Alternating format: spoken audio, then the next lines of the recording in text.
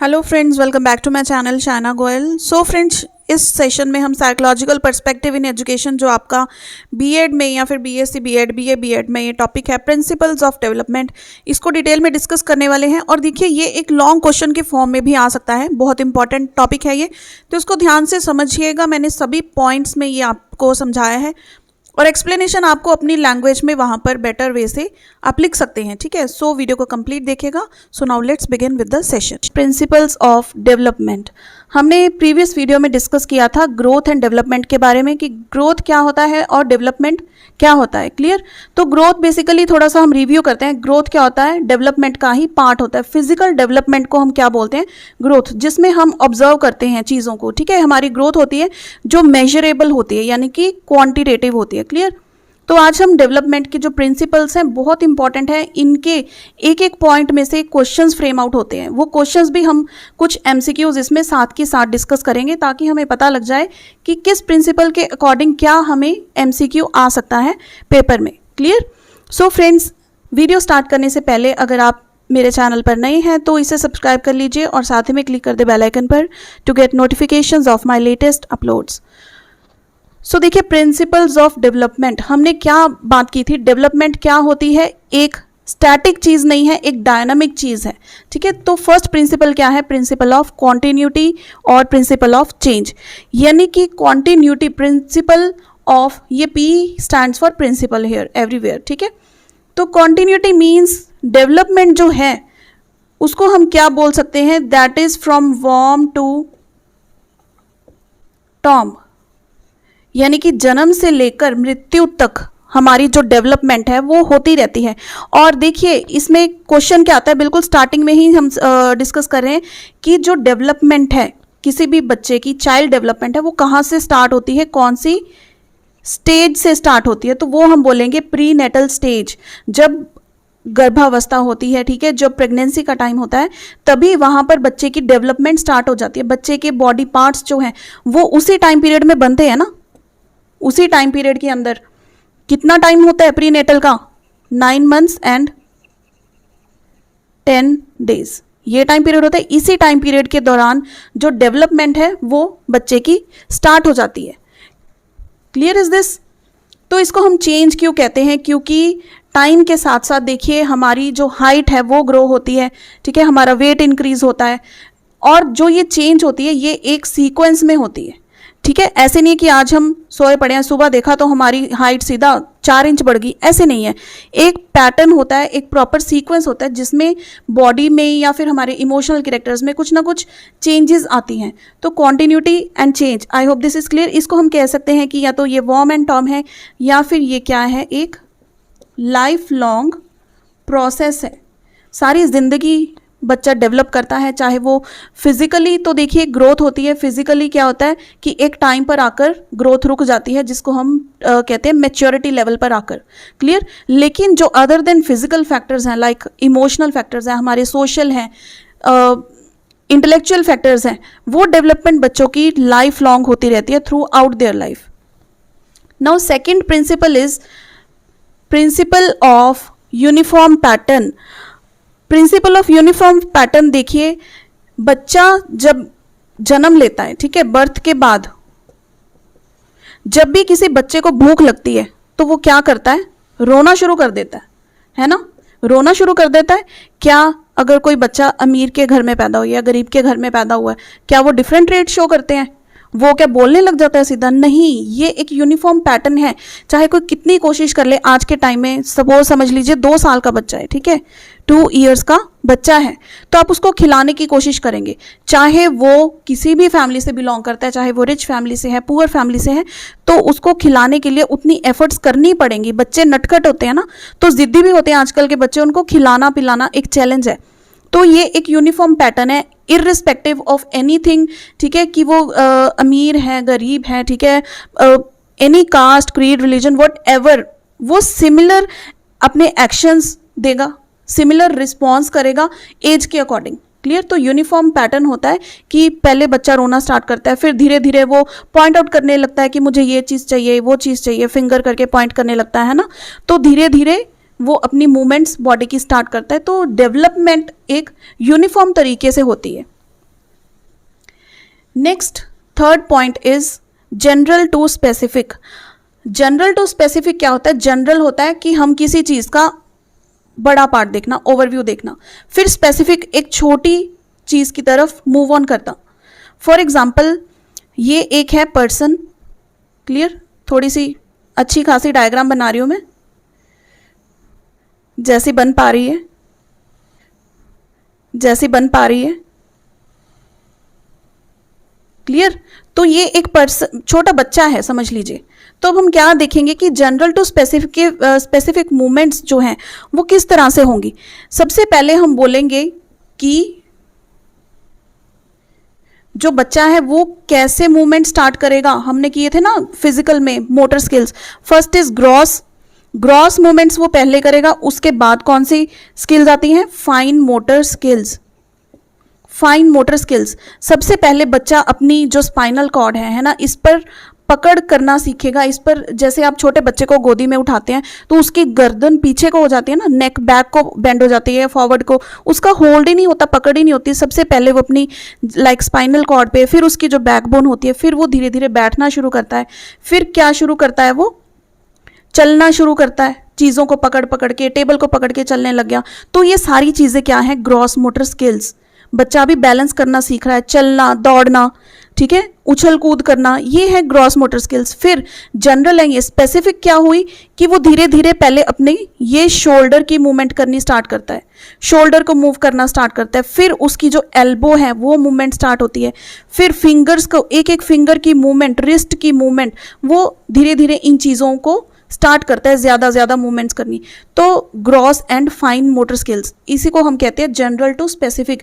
यानी कि सबसे पहले बच्चा जो बड़ी मूवमेंट्स है वो करनी स्टार्ट करता है। फिर जो छोटे छोटे मसल की मूवमेंट्स हैं, ठीक है, हमारे छोटे छोटे जॉइंट्स की मूवमेंट्स है। यहाँ पर देखिए फिंगर में छोटे छोटे जॉइंट्स होते हैं, मसल्स होते हैं, इनकी मूवमेंट होती है ना। तो यहाँ पर हम बोलते हैं स्पेसिफिक टू जनरल की तरफ बढ़ना। क्लियर हो गया third point. Then next principle is principle of prediction, principle of predictability. ठीक है, इसको प्रेडिक्शन मतलब हम खुद बच्चे को देखकर, ऑब्जर्व करके।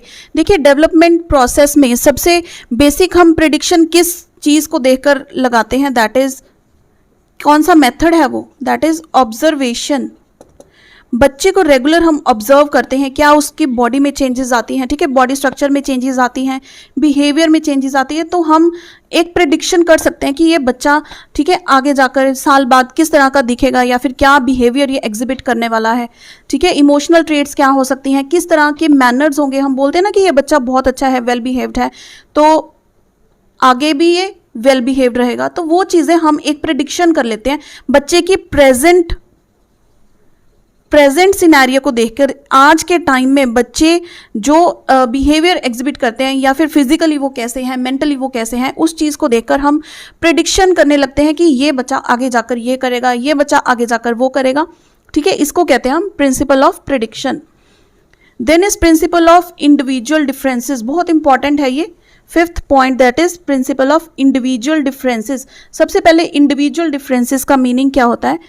इंडिविजुअल डिफरेंसेस दो वर्ड से बना है। इंडिविजुअल, हर इंडिविजुअल डिफरेंट है, यही है individual differences.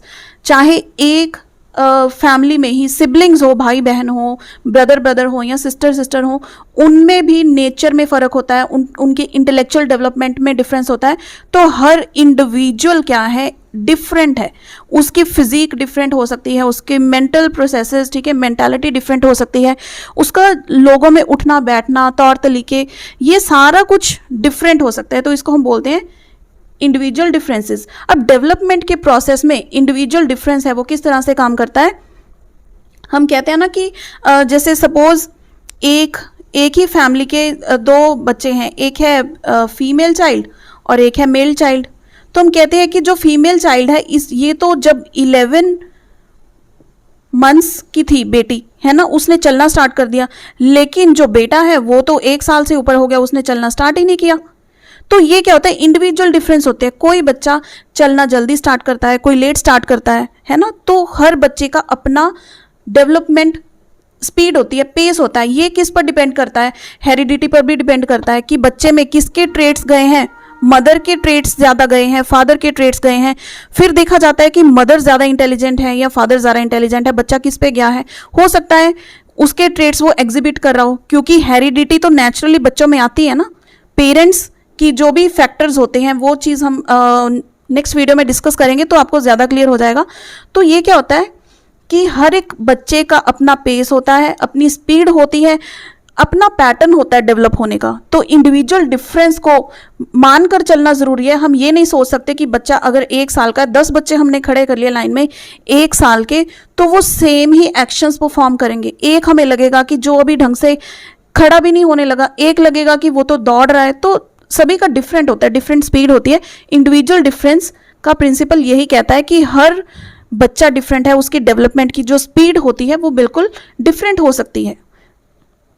Then next is principle of direction. Principle of direction से एक क्वेश्चन आता है, 100% आता है। तो सबसे पहले देखिए principle of direction. Direction development में 2 तरह की होती है।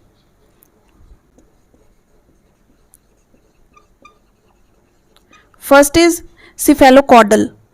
क्लियर? इसको हम क्या कह सकते हैं? Head to toe, head to toe या फिर top to bottom.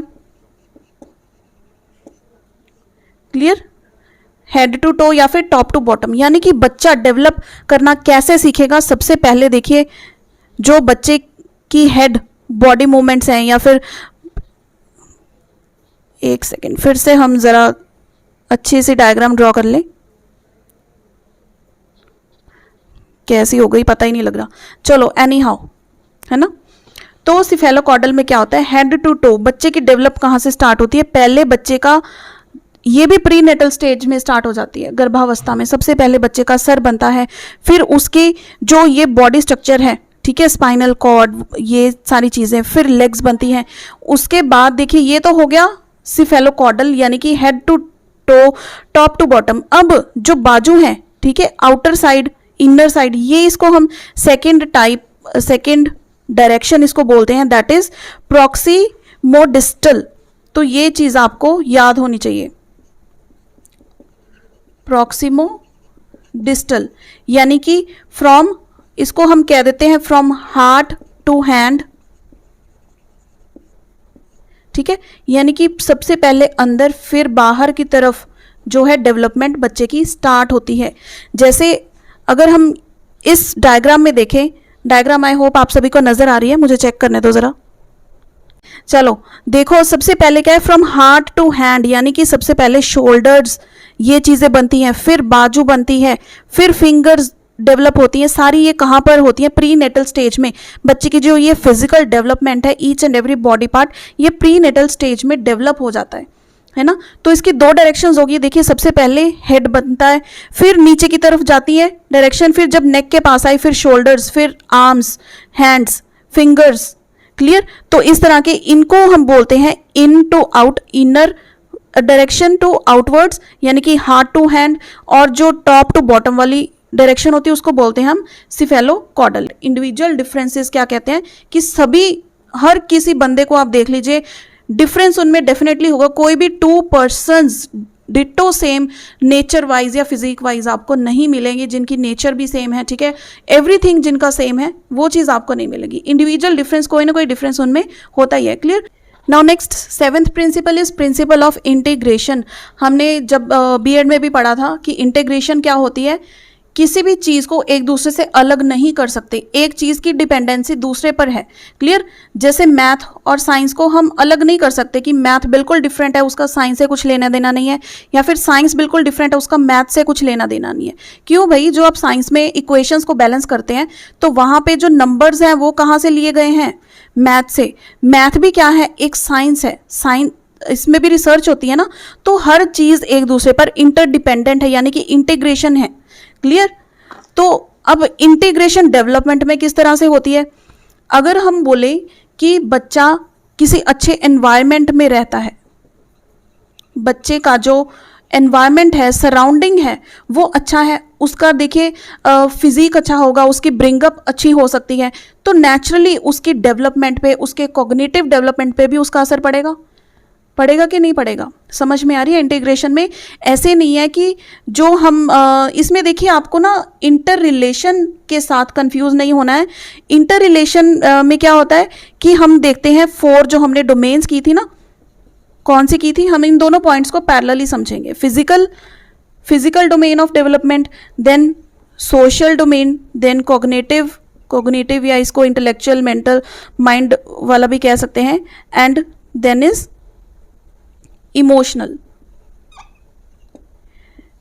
Emotional domain. तो जो इंटीग्रेशन है ये है हमारी body parts, like body parts की हम बात करेंगे। यानी कि अगर हमारा दिमाग हमें कुछ इंस्ट्रक्शन देता है तभी तो हम कोई एक्शन करते हैं। क्लियर? हमें कहीं पे चोट लगी, हमें हाथ पे चोट लगी, लेकिन हमें पेन पूरी बॉडी में ऐसे फील होने लग जाता है, पूरी बॉडी हमारी लो हो जाती है।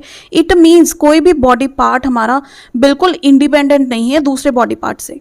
इंटीग्रेशन। लेकिन इंटर रिलेशन क्या होता है? हमारे जो डेवलपमेंट के डोमेन्स हैं 4, physical, social, cognitive and emotional, ये एक दूसरे से रिलेटेड हैं। जो हम बात कर रहे हैं कि लाइक अगर हम फिजिकली फिट हैं, हम जिम जाते हैं, ठीक है, तो हमारा जो मेंटल डेवलपमेंट है वो भी अच्छा होगा क्योंकि हम फिजिकली फिट हैं। हम कहते हैं ना कि healthy mind resides in a healthy body.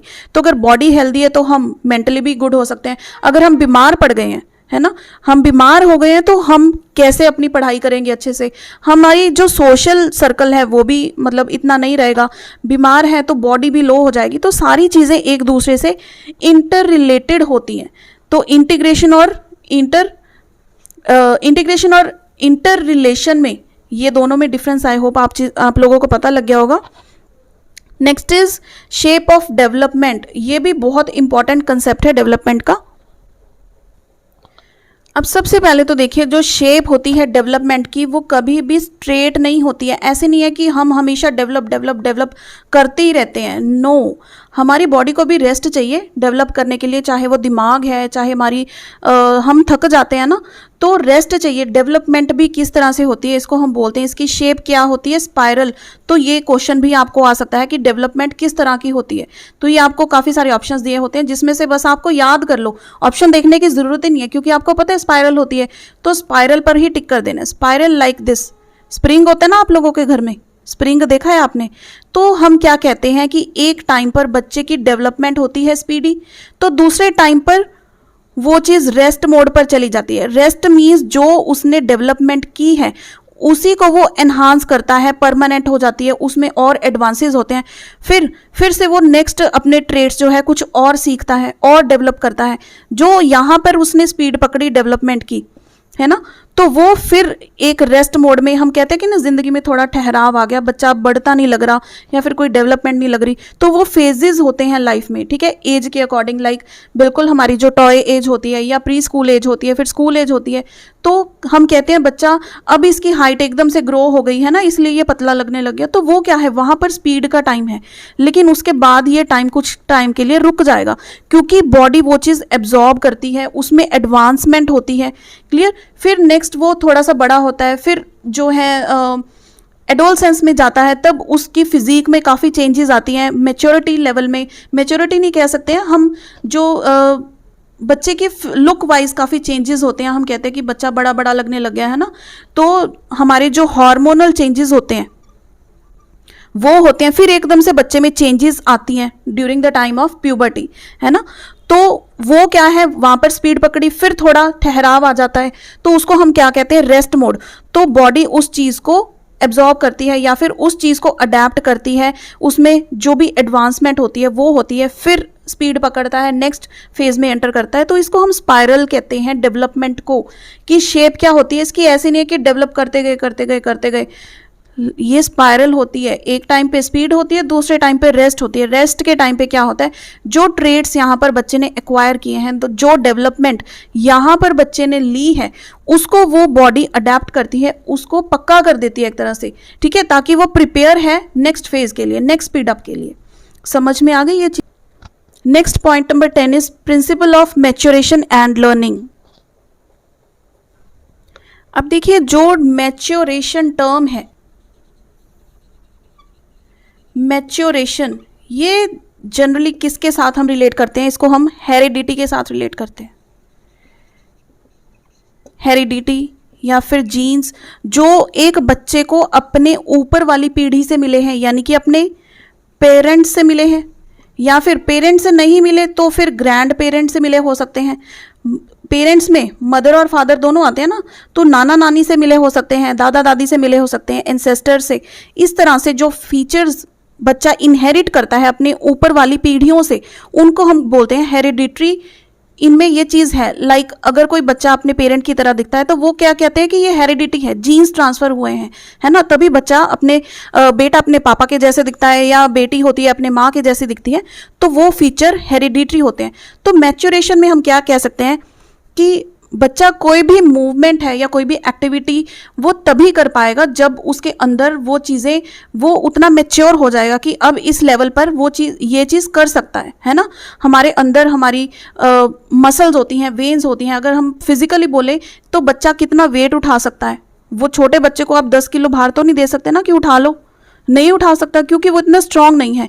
तो हर एज पर मैच्योरेशन लेवल होता है कि बच्चा ये एक्टिविटी कर पाएगा नहीं कर पाएगा, डिपेंड्स अपॉन द मैच्योरेशन कि क्या वो इतना मैच्योर इनफ हो चुका है कि वो ये चीज़ कर पाए।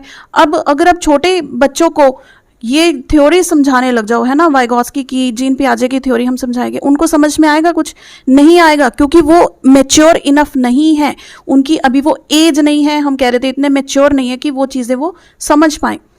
तो स्कूल्स में जो सिलेबस होता है बच्चों का, वो उनकी मेच्योरिटी के अकॉर्डिंग ही तो होता है। हम एज वर्ड बोल देते हैं, तो वो क्या होता है, मेच्योरिटी के अकॉर्डिंग होता है कि बच्चा वो चीज़ कितना, उसका दिमाग अभी काम करता है चीज़ों को लेकर, तो वो ये चीज़ समझ सकता है।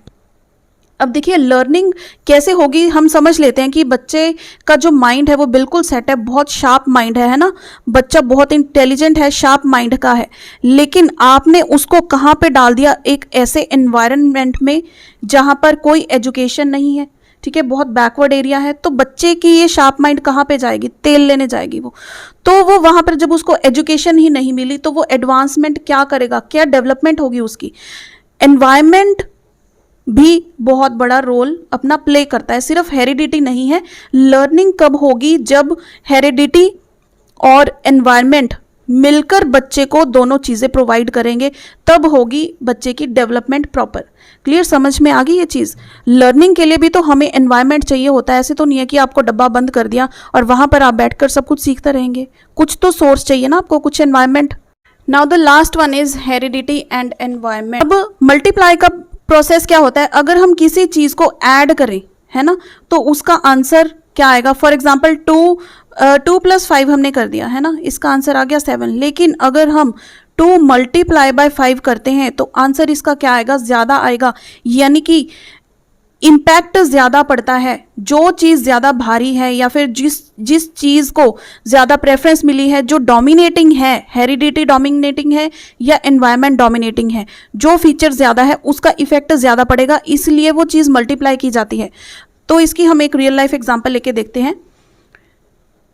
जैसे हम कहते हैं कि कोई बच्चा है, हेरिडिटरी उनका क्या फैमिली बैकग्राउंड है कि सभी जॉब करते हैं, अच्छी पोजीशंस पर लगे हुए हैं, कोई टीचर है, कोई बैंक में लगे हैं, या फिर कोई आईएएस ऑफिसर लगा हुआ है, व्हाट्सोएवर, ठीक है, कोई भी पोजीशन, वो हेरिडिटी है कि वो बच्चा भी, उसका माइंडसेट हो जाता है कि मैंने बहुत अच्छी जॉब अटेन करनी है। लेकिन एनवायरनमेंट भी तो चाहिए, एनवायरनमेंट के बिना वो क्या ये सिचुएशंस में से निकल कर जॉब पे लग पाएगा? तो अगर बच्चे को ऐसे एनवायरनमेंट में, कोई समझ लो बच्चे को किडनैप ही करके ले गया, है ना, बच्चे को किडनैप करके ले गया, वो कौन थे? क्रिमिनल्स थे, अपने साथ ले गए। तो क्रिमिनल्स के साथ रहकर बच्चा जॉब के बारे में सोच पाएगा? क्रिमिनल्स के बीच में रहकर बच्चे का रहन सहन, तौर तरीके बिल्कुल वैसे हो जाएंगे। तो उनको एनवायरनमेंट है जो आपके सराउंडिंग्स हैं, चाहे को वो फिजिकल हैं, सोशल हैं, ठीक है, ज्योग्राफिकल हैं, ये सारी चीज़ें मैटर करती हैं, फैक्टर इफेक्ट करता है इन चीज़ों का। तो वो एनवायरनमेंट बच्चे को मिला ही नहीं, तो फिर वो बच्चे की डेवलपमेंट क्या होगी? यानी कि हेरिडिटी क्या थी कि वो बच्चा जॉब फैमिली से है, एनवायरनमेंट लेकिन उसको क्या मिल गया? क्रिमिनल का। तो आउटपुट भी क्या होगी? वो